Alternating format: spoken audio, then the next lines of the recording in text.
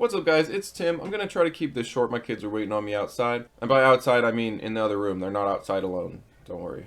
Today we're gonna get into Cleanspark. We have some recent news. Yes, they're in the background making moves while the stock price continues to get pummeled. Now we're gonna look at the chart. I'm gonna look over this recent news, give you my thoughts on that, and let's get right into this. Now first off, if you don't mind hitting the like, subscribe, ring the notification bell, I definitely appreciate it. It helps me out there in the YouTube space. And let's just see how the overall market is doing first. Alright, looking at the heat map here, you'll see that in general we are green, but one blaring red that we have here is energy. Yes, we've got oil dropping pretty good compared to everything else. You know, this is the sector I'd say right now that is feeling the most pain today.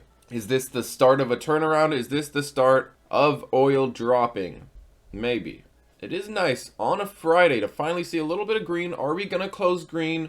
Let me know in the comments below what you guys think. Hopefully I'll get this out before the market actually closes. We'll see. Now, if you guys don't follow Cleanspark on Facebook or Twitter or whatever social media you use, they do post quite often.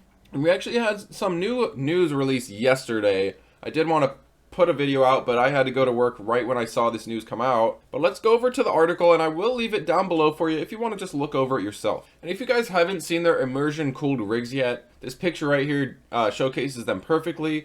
And if you didn't watch the BitBoy and Cleanspark video, I was going to kind of cut it up and give you a summary of it. But I'll just leave you the full video down below. Definitely very interesting. I highly recommend you watch it.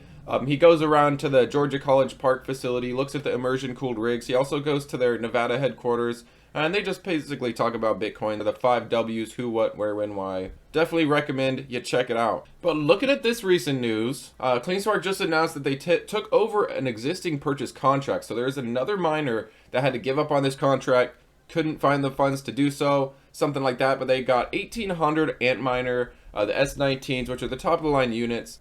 And these machines can give basically 252 petahashes PH to the company's mining capacity, which 250-ish is, you're essentially talking about a quarter of 1 exahash. And right now, as you guys might know, Cleanspark is right around 2.3, 2.4 exahash. So this will give them a nice bump in Bitcoin production.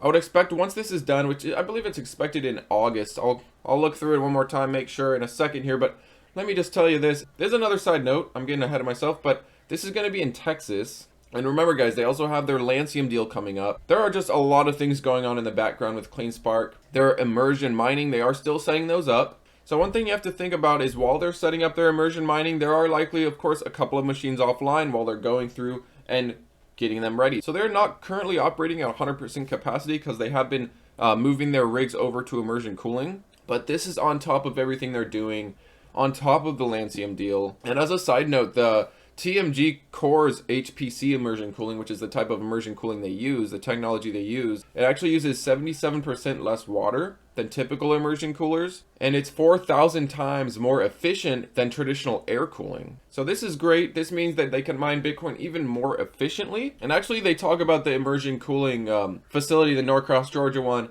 Of the 20 megawatts possible, 8 are already fully operational, while the remaining 12 megawatts are expected later this year. So they are going to continue to increase that exahash. They're going to continue to mine more and more Bitcoin per day. Right now, they're right around 10.5, 11. As I've said before, you know, I'm not too optimistic about their next earnings. I'm not really expecting much just because of what we've seen for their last mining updates. We are going to see their next mining update here at the end of this month. Usually it comes out actually on the 1st, 2nd, or 3rd. But you definitely want to look out for that. That's going to be the last month that's in the quarter reported. Now this aligns with Cleanspark with TMG Core for these miners. It actually also allows them to have up to 2 megawatts at a co-location at TMG Core's immersion cooled facility in Texas. So it seems like Cleanspark's continuing to make moves, moving out towards Texas. They still have Georgia. They of course have upstate New York mining using hydropower, and now they're going to have Texas in 2 locations so far. But let me know what you guys think about this down below. Is Cleanspark on its way down? Is it going to continue to downtrend, or do you think we're at the bottom? And now let's look at the chart. All right, guys. Now you can see that this one actually did break its, max capitulation May 11th, May 12th fear. We did break that, but one thing that